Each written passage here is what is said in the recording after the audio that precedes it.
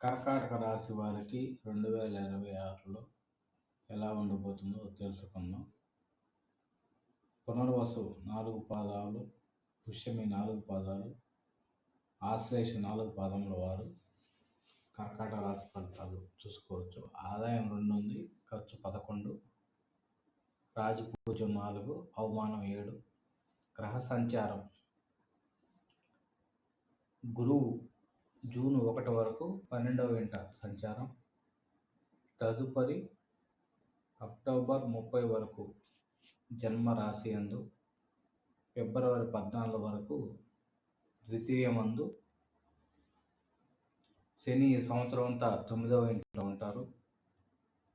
Rahu October 1 వరకు అష్టమ మందు, కేతువు ద్వితీయమందు, తదుపరి రాహువు సప్తమ యందు, కేతువు జన్మరాశి యందు. ఏలినాటి శని తొలగినప్పటికీ అష్టమ రాహు గురు ప్రభావం వల్ల ఇబ్బందులు తప్పవు. స్థాన చలనం, గృహ మార్పు ఉంటుంది, వాహన ప్రమాదములు ఉంటాయి, దూరదేశ ప్రయాణాలు ఉంటాయి, అకాల భోజనములు చేస్తారు, స్థిరత్వం కోల్పోవడం కూడా జరుగుతుంది.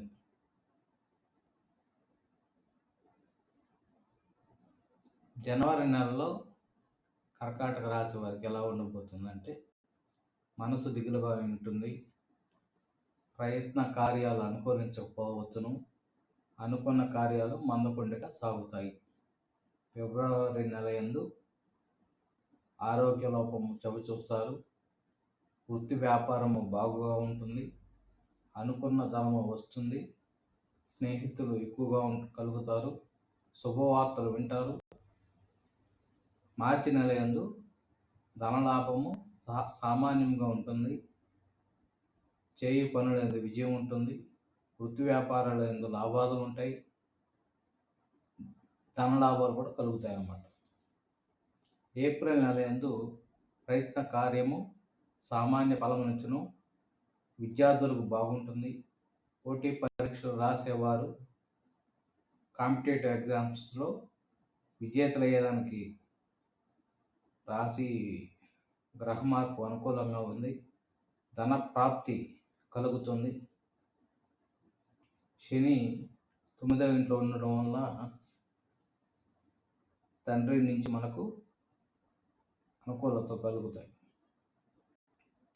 మే నెల యందు సామాన్య ధనలాభము, భార్యాపుత్రాదులు సుఖాలు అనుభవిస్తారు, వ్యవహార చిక్కులు తీరుతాయి, సర్పభయం కలుగుతుంది, వాహన ప్రయాణాలు జరుగుతాయి, సామాన్య ధనలాభాలు ఉంటాయి. జూన్ నెల యందు కార్యములు పట్టుదలతో సాధిస్తారు, సామాన్య ఫలం ఉంటుంది, ధనమేం చేస్తారు, రాజకీయ కార్యక్రమాలు చేస్తారు, ఆర్థిక ఇబ్బందులు ఉంటాయి, ఉన్నా కానీ సమయానికి డబ్బు చేతికి అంది పనులు చేసుకోగలుగుతారు.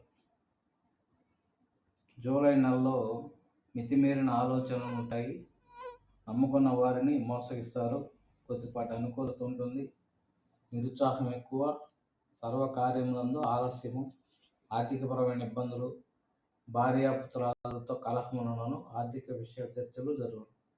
ఆగస్టు నెల యందు రాజకీయ కార్యక్రమంలో ఆటంకములు కలుగుతాయి, వృత్తి యందు సామాన్యము, ఈరోజు నూతన కార్యక్రమాలు తలపెట్టగలుగుతారు. ఆగస్టు నెలలో ఏదో తెలియని మానసిక ఆందోళనలు ఉంటాయి. ఆగస్టు నెలలో అనుకోని ఖర్చులు చేస్తారు, సత్కాలక్షేమం ఉంటుంది.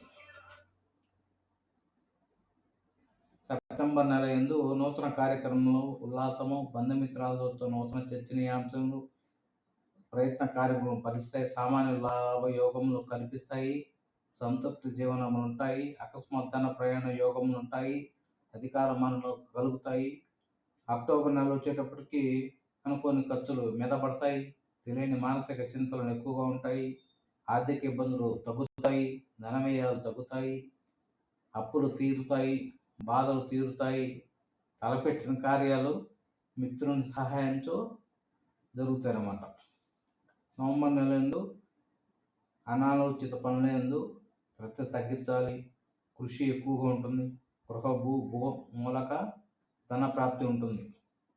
డిసెంబర్ నెల యందు ఆగిపోయిన కార్యక్రమాలు పూర్తి చేస్తారు. సామాన్య ఫలితాలు ఉంటాయి.